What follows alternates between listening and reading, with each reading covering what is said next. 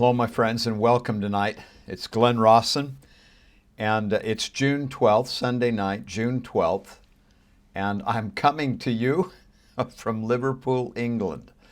We've spent the day traveling from Manchester over to Conwy in Wales, and from there down to Liverpool, and spent some time along the docks, Albert Docks, along the Mersey River. So we've had a wonderful day.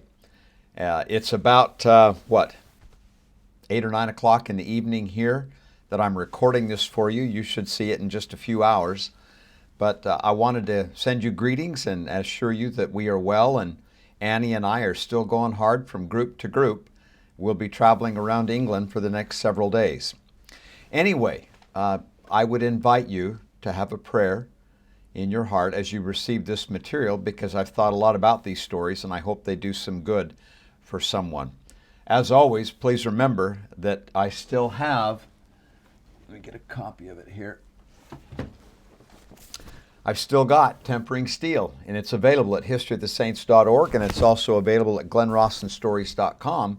And I wanted to mention to you that for whatever it's worth, I've started writing the sequel while I'm here in England. It's going very slow, but at least I've gotten started. So anyway, this first story now. This is a story that I will share with my people as we're traveling around England here. In fact, part of this story takes place here in Liverpool and part of it in London. John Newton was born July 24th, 1725 in London. His father was a sea captain and his mother was a pious dissenter from the Church of England.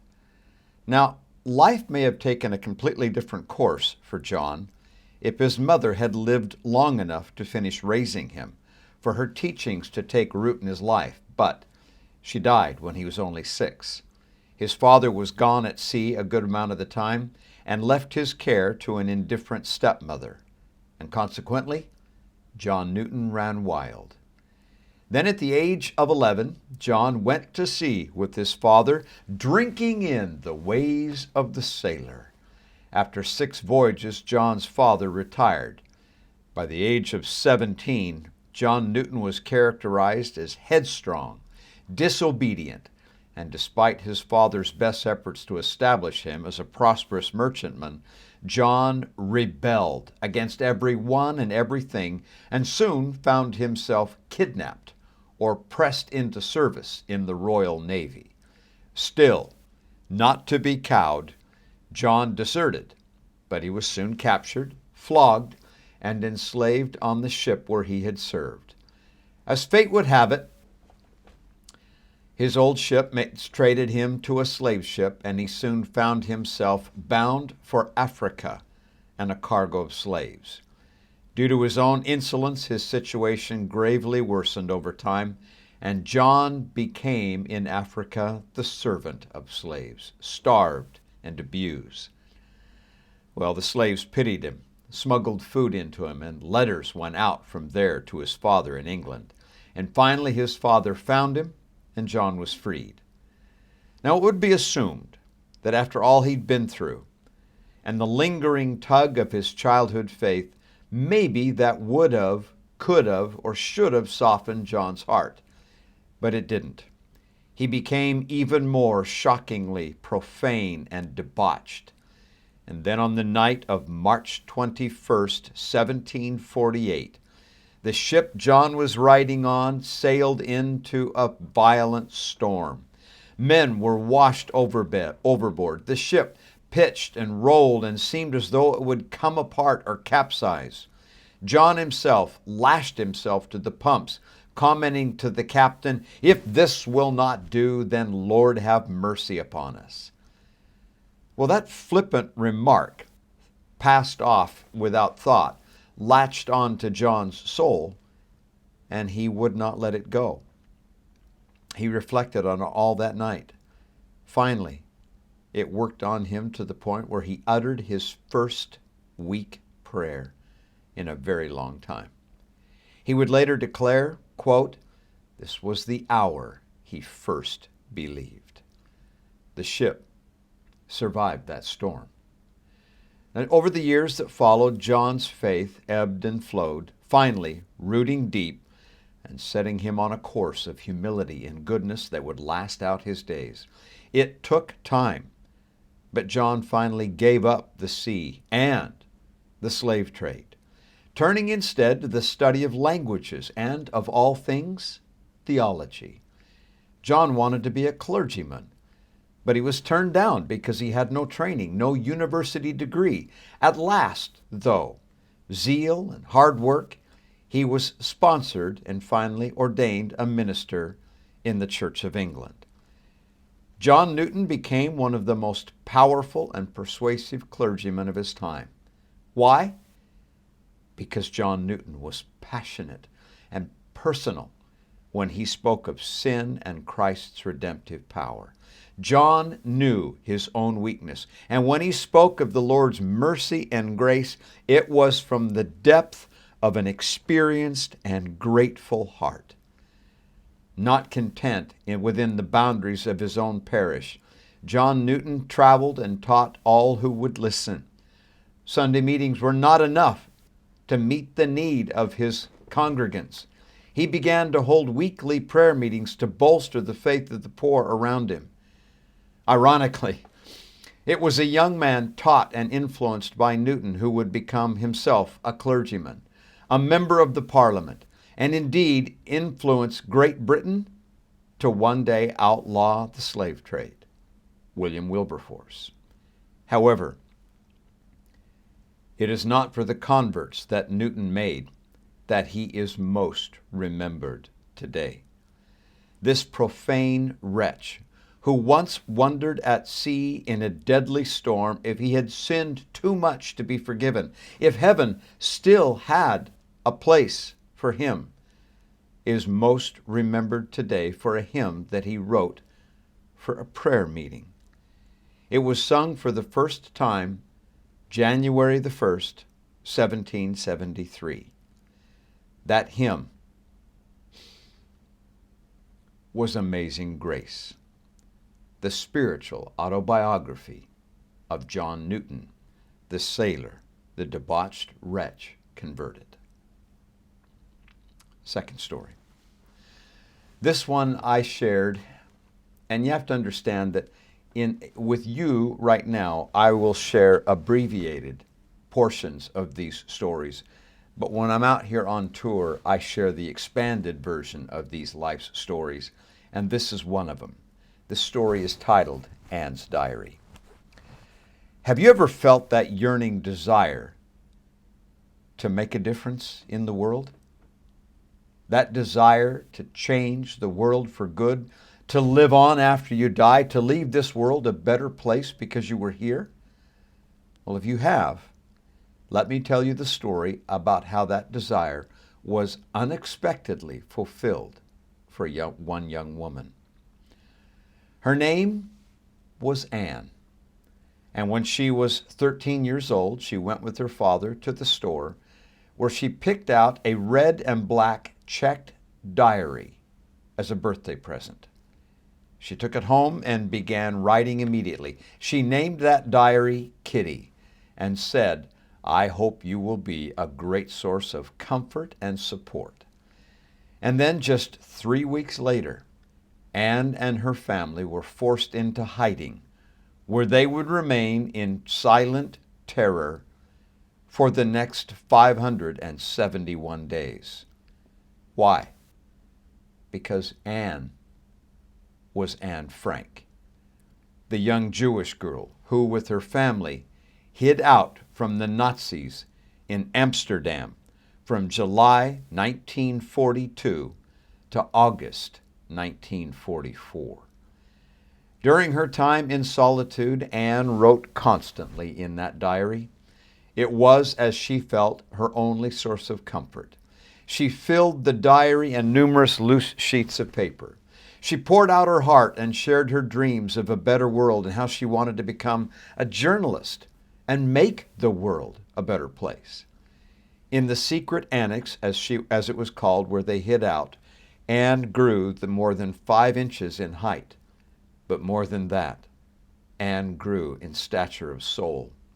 She aspired to write a book about her experiences in the war that would one day inspire people to live in love and not hate, as she had so often seen. Anne never lived to see her dream realized. On August 4th, 1944, their hiding place, the Frank family hiding place, was betrayed, and the family, along with all the others in the annex, were led away to Nazi concentration camps, where in the end, all would die but Anne's father, Otto Frank. Anne and her sister Margot died at the Bergen-Belsen camp in February 1945. No one knows exactly the date of Anne and her sister's death, nor even now exactly where they are buried. It would seem, with that tragic end, that Anne's dream and aspiration would fade into oblivion and darkness. But the Almighty had a greater plan, a grander plan. As they were forced out of the secret annex at gunpoint, Anne's diary and writings were dumped on the floor and walked over by Nazi jackboots. They were later picked up by one of the Frank family's friends, one of the women who had helped the family hide, and she later gave that diary to Anne's father, Otto. Otto Frank read his daughter's diary in profound amazement at the depth of her thoughts and her feelings. Her insights were beyond her age. He read of his daughter's passion to publish her writings as a book to tell the real story of World War II, and he decided to honor the dying wish of his daughter. 3,000 copies of the secret annex were released on June 25th, 1945. It was soon translated into German, French, and English. 70 years later, that diary had been translated into as many as 70 languages, and more than 30 million copies have been published. The desire of a teenage girl to make the world a better place has been profoundly realized in a most unusual way. Speaking out of the dust, Anne Frank has been allowed to speak to all the world of the bitter effects of war and hate and contention. Now, I've been to the secret annex, my friends, in Amsterdam.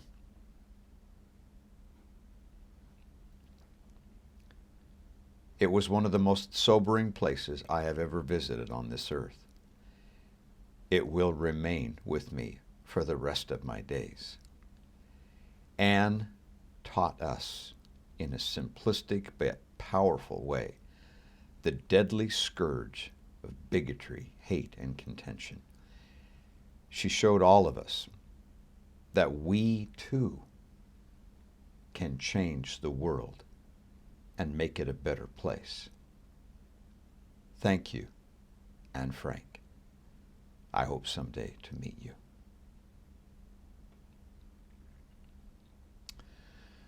Another story from out here where we are. And I'm taking my group here later. Actually, I'm going to talk about this in a few days. I wish I could show you the picture. It's an area about 20 miles up the Thames River between London and Windsor Castle.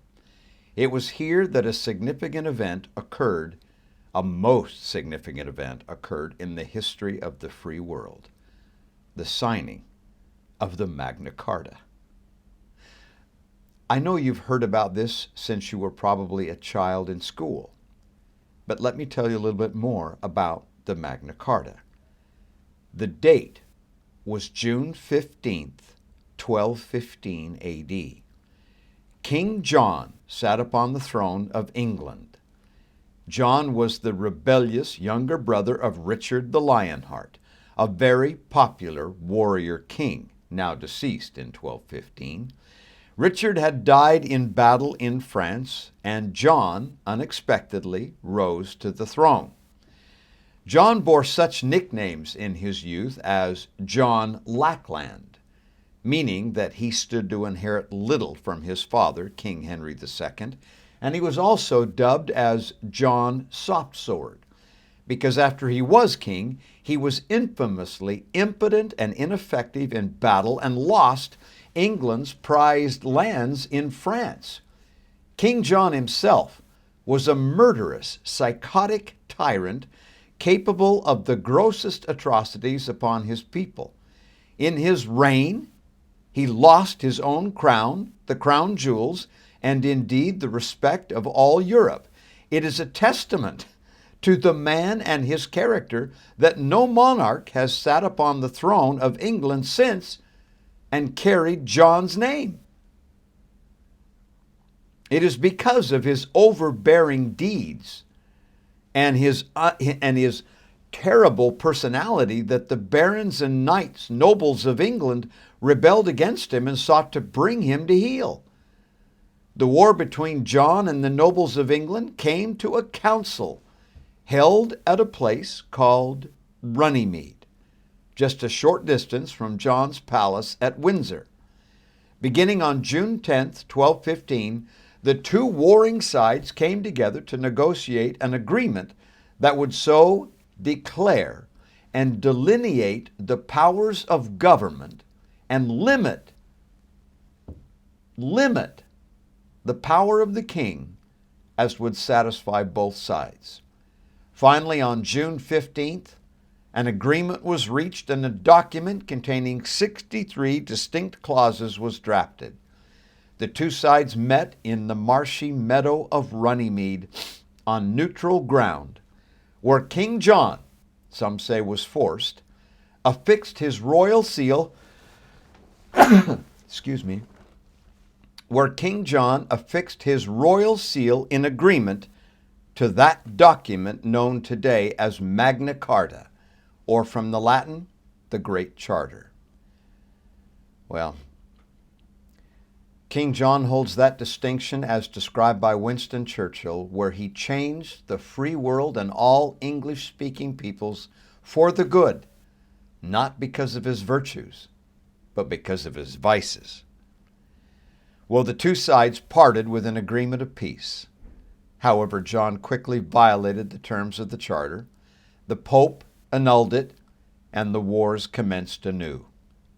But it was too late. For the first time, those great principles had been written down and signed here on that soggy ground of Runnymede. The divine right of kings was challenged, and the rule of law was born anew. Now, my friends, the historical value of Magna Carta is not that it ever was a comprehensive constitution codified into law. It never was. It is rather, like the Declaration of Independence, a collection of ideas, an enumeration of principles, just, true, and eternal. The great power of Magna Carta is that it supports and sustains the God-given rights and agency of men. That is why it is still celebrated, memorialized, and quoted from more than 800 years later. Some of its precepts formed the basis for the Declaration of Independence, and even some of its language is in the United States Constitution. The Magna Carta lives because it was grounded in eternal truth. All this universe, my friends, is governed by law. No man, nor God, is above the law. All are subject to it and will reap the consequences of their acts in relation to it. That is an immutable fact. God is God because he comprehends all law and has the power to live within it. Our peace and our happiness as individuals, families, societies, and nations is directly proportional to our love for and willingness to live within good laws. Another story. Again, this one comes from the travels Annie and I've been doing this summer. And again, this is a small part of a much larger story. We are the product of our past, right? Think about it. If we do not know or remember our personal past, well, then we would lose our identity in the present. We wouldn't know who we are. But how can we know the distant past before our lives? How can we know the distant past unless someone was actually there and saw and wrote it down? Thus, history is created by eyewitnesses who left documents. And without documents, there is no history. And without history, there is no memory. And without that memory, we have no identity. And therein lies one of the great ironies of history. When an attempt was made at the beginning of the new millennium,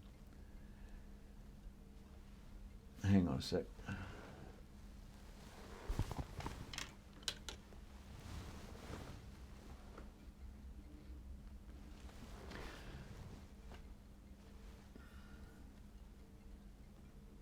There we go.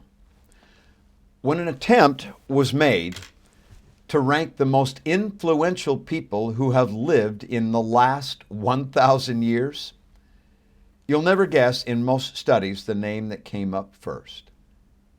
Johannes Gutenberg. He stood either at the top or near the top of every such consideration.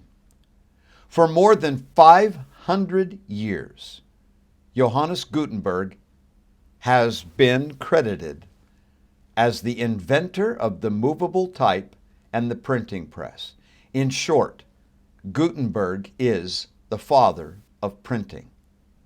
And indeed, Gutenberg is credited with having done more good for more men for a longer time than any other man of the last 1,000 years, according to most studies. At the time in his life, at the beginning of the 1400s, books were mostly created by hand as scribes laboriously copied them page by page.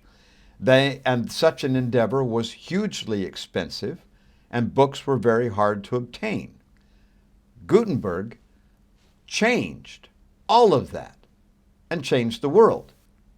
Now, by 1455, in Mainz, Germany, Gutenberg had developed and sufficiently perfected a method for printing that would stand for centuries, and the books began to pour forth exponentially. Books on every subject, from religion to science, reached into every corner of the world and transformed the world. Because Gutenberg most wanted to print a Bible, Bibles and religious tracts reached the peasants of Europe, and the Protestant Reformation was born. Because scientists and thinkers alike could now mass produce and share ideas, there would follow a scientific revolution, and the age of Renaissance was born. Gutenberg caused the world's first information explosion. And yet for all of that, for all that Johannes Gutenberg gave the world the power to share knowledge, we know virtually nothing about him. Why? Because he kept secret the developments of his invention. We do not know exactly when or where or even how the first materials were printed, created, or how he developed the ideas. Was it done first in Strasbourg, France, or Mainz, Germany? Well, we don't know for sure. His inventions demonstrated a high degree of literacy and skill as an artisan. Where did he learn this? Where was he trained? What was his profession? Well, we don't know for sure. We have one court document, as a matter of fact, that claims that Gutenberg was sued by a woman named Anne of the Iron Door for breach of a marriage contract. What was the end result? Did Gutenberg marry Anne? Did he ever get married? Did he have children? We do not know. It was never written down that we can find record of. Never printed. Researchers have searched for centuries for contemporary documents from the life of Johannes Gutenberg. There are few, and those mostly incidental. Because of that, we can only guess at the details of his life. And once printing was up and running in 1455, what did Gutenberg actually print? How many books, tracts, and other materials did he personally create in his lifetime? We don't know. Unlike some others who came after him, Gutenberg did not sign his name to his work, and thus no record for sure has ever been created of all that he did. We don't even know for sure when he was born. No document. It is believed to have been sometime between 1394 and 1404 AD. The city of Mainz, Germany, where he is credited with being born, selected June 24th, 1400 as the day of Gutenberg's birth. But they just pulled that number and date out of a hat. We don't really know for sure. And the long bearded likeness of Gutenberg that you'll see in paintings and statues and things like that, that's an artist's conception that was created in the next century after he passed away. To Johannes Gutenberg rightfully goes the credit for the development of printing, since his own contemporaries attested to that fact after he was gone. We know he did it. It was his invention. But for all that he gave us the ability to create records and leave documents, he left none of himself. We know virtually nothing of the history of the man who gave history to the world. Tragically, even his grave was bombed out of existence in World War II, along with the church nearby, and is now lost to the world. And so I ask you, have you left sufficient records, documents, entries from diaries and journals that the world will know and remember you after you are gone? How are you doing? Are you okay? I wish I could be there with you. Last story for tonight. In an age when it seems to be more and more fashionable to be fickle and faithless and an infidel, there is a story in the Old Testament that is inspiring, refreshing, and deeply touching. During a time of famine in ancient Israel, a man named Elimelech moved his family from Israel, from Bethlehem, to the country of Moab on the other side of the Jordan. While there, Elimelech died, leaving behind his wife Naomi and 2 sons. Those 2 sons married Moabite women. It wasn't long before those 2 sons had died also, leaving Naomi alone. Naomi heard in the land of Moab that the famine had ended in Israel, and she set her mind to go home, back to Bethlehem. Orpah and Ruth, her 2 daughters-in-law, went with her. Somewhere near the border between the 2 countries, along the Jordan or the Dead Sea, Naomi begged the 2 girls, to go back to their home country, to return to their families and make themselves a new life. She had nothing to offer them. After many tears, Orpah kissed Naomi and went back, disappearing into history. Ruth, on the other hand, would not turn back. "Entreat me not," she said, "to leave thee, or to return from following after thee. For whither thou goest I will go, and where thou lodgest I will lodge. Thy people shall be my people, and thy God my God," she said. "Where thou diest will I die, and there will I be buried. The Lord do so to me, and more also, if aught but death part thee and me." End of quote. Powerful words. But for Ruth, they were not empty drama. In making such a declaration, Ruth would be leaving behind the family of her childhood to follow an impoverished old woman from whom she stood to gain nothing. Ruth would leave behind the country, the customs, and the traditions she had grown up with, to enter a strange new land and society that did not always look with favor upon foreigners. And perhaps most significant of all, she would be denouncing the religion and the God of her upbringing for the strange new worship of Jehovah. Ruth was a virtuous woman, filled with faith and loyalty. She stayed with Naomi and, true to her word, labored to support the old woman and never left her. Then and now, Ruth's loyalty was noticed and honored.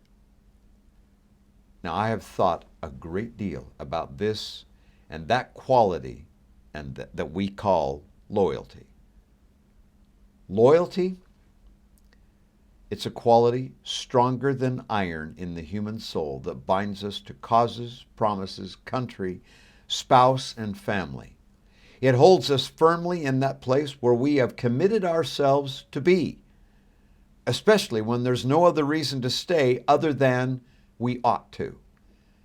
History will always honor those loyal to the last measure for true causes. And in that spirit, Ruth was no exception. For her undying loyalty and devotion, Ruth would find much joy in Israel. By an intriguing chain of events, she would marry a righteous Israelite named Boaz, and to them would be born a son named Obed. Obed would have a son named Jesse, and Jesse would have a son named David. Ruth was to be honored for all time as the great-grandmother of David, King David, Israel's mightiest king. And that's not all. Matthew, in the New Testament, makes a special mention of Ruth as being an ancestress of the greatest man who ever lived, the Lord Jesus Christ. Now, I don't know how best to say this, except this: stick tight where you ought to be. Be loyal, whether it be to your cause, your country, your spouse, or your children. Don't ever let opposition, contention, adversity, or disagreement pull you out of your place. Of all to be loyal to, be loyal to your family, God your eternal Father, Jesus Christ your elder brother, and to your brothers and sisters and parents. Stand firm and steadfast like Ruth, and eternity will honor you as well. My dear friends, can I tell you how grateful I am for you and that you have watched and stayed with me and listened to these firesides. I share with you my heart that I know these things are true. I hope you are doing well. I will see you a week from now. Good night, and God bless.